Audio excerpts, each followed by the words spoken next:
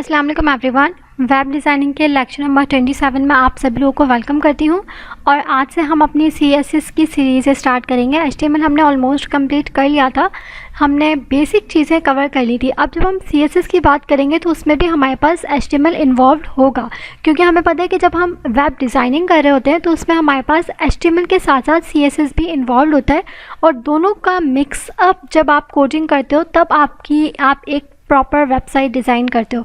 तो हमने HTML की चीज़ें तो कवर कर ली थी। अब CSS किस लिए यूज़ किया जाता है, उसका पर्पस क्या होता है, उसमें कौन कौन सी चीज़ें आती हैं, ये सब हम कवर करेंगे। लेकिन उससे पहले एक रिक्वेस्ट है कि अगर आप पहली दफ़ा हमारे चैनल पर आए हैं और आप वेब डिज़ाइनिंग से रिलेटेड जो है वो वीडियोस देखना चाहते हैं तो आपको हमारे चैनल पर बिल्कुल बेसिक लेवल से और एडवांस तक आपको सभी ट्यूटोरियल्स मिल जाएंगे, तो आप हमारे चैनल को सब्सक्राइब कर सकते हैं।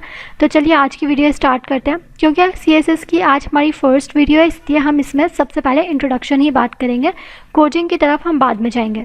तो चलिए वीडियो स्टार्ट कर लेते हैं। उससे पहले अगर मैं रिकैप की बात करूं तो हमने लास्ट वीडियो में यहाँ पर स्किप किया था। एग्जाम्पल्स को कवर करने से पहले हमने बटन्स लगाना सीख लिए थे, हमने बॉर्डरिंग ऐड करना सीख ली थी, हमने बैकग्राउंड कलरिंग ऐड करना सीख ली थी, टेक्स्ट के ऊपर भी, बॉडी के ऊपर भी, और ये सब चीज़ें हमने कवर कर ली थी। ठीक है, हमने यहाँ पर स्किप किया था। ओके, अब आज की इस वीडियो में हम CSS का इंट्रोडक्शन देख रहे हैं, तो चलिए स्टार्ट करते हैं। सबसे पहले तो आपको ये पता होना चाहिए कि CSS की फुल फॉर्म क्या है। CSS basically stands for cascading style sheet, यानी कि एक ऐसी शीट जहाँ पर आप अपने वेबसाइट की जितनी भी कोडिंग कर रहे होते हो उसको स्टाइलिंग देते हो।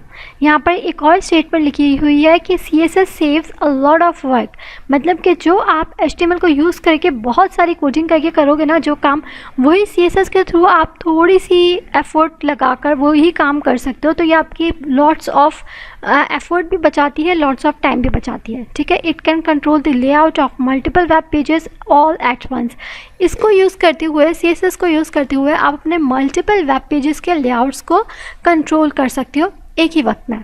ठीक है, यहाँ पर एक और डेफिनेशन हमारे पास लिखी हुई है कि CSS is use to format the layout of the pages. जब भी आप अपना वेब पेज कोई डिज़ाइन कर रहे हो, उसके ऊपर आपने टेक्स्ट भी लगाया है, उसके ऊपर आपने इमेजेस भी लगाई हैं, उसके ऊपर आपने फॉर्म्स वगैरह क्रिएट किए हैं, टेबल्स क्रिएट किए हैं, तो उसको जब आपने एक प्रॉपर फॉर्मेटिंग देनी होती है, जब आप उसको आप स्टाइलिंग देना चाहते हो, तो उसके लिए आप यूज़ करते हो CSS। ये चीज़ तो हमें क्लियर हो गई।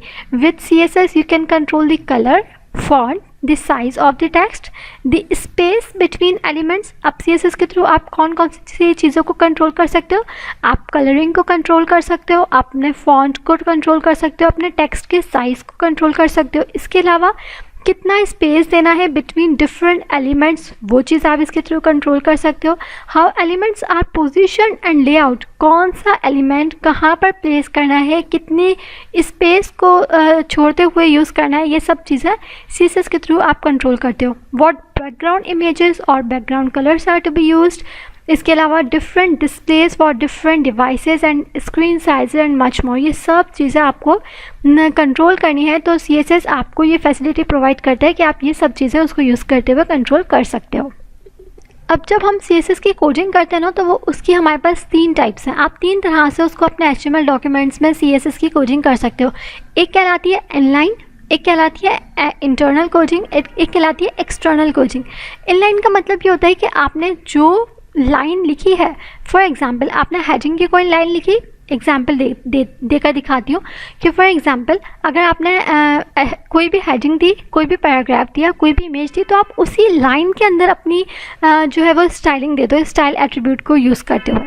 या फिर आप इंटरनल CSS की कोडिंग कर सकते हो, मीन्स कि by using style element in the head section. जो आप हेड सेक्शन लगाते हो HTML सेक्शन के बाद, वहाँ पर आप अपने स्टाइल एलिमेंट्स को यूज़ करके इंटरनल CSS की कोडिंग कर सकते हो। या फिर आप एक्सटर्नल शीट भी बना सकते हो, मतलब कि by using a link element to link to an external CSS file, मतलब कि आपने एक HTML फाइल बनाई हुई है, आपने अलग से एक CSS फाइल बना दी। जितनी भी HTML की कोडिंग होगी वो आप अपनी HTML वाली फाइल के अंदर करोगे, जितनी भी CSS की कोडिंग होगी वो अपनी सेपरेट फाइल में करोगे और फिर उन दोनों को लिंक कर दोगे आपस में। तो इस तरह से 3 डिफरेंट स्टाइल से लोग जो है वो कोडिंग करते हैं। अच्छा, अगर आप सिंपल सी वेबसाइट बना रहे हो 1-2 वेब पेजेस की, तो बेहतर है कि आप इंटरनल कोडिंग कर लो, नो मैटर।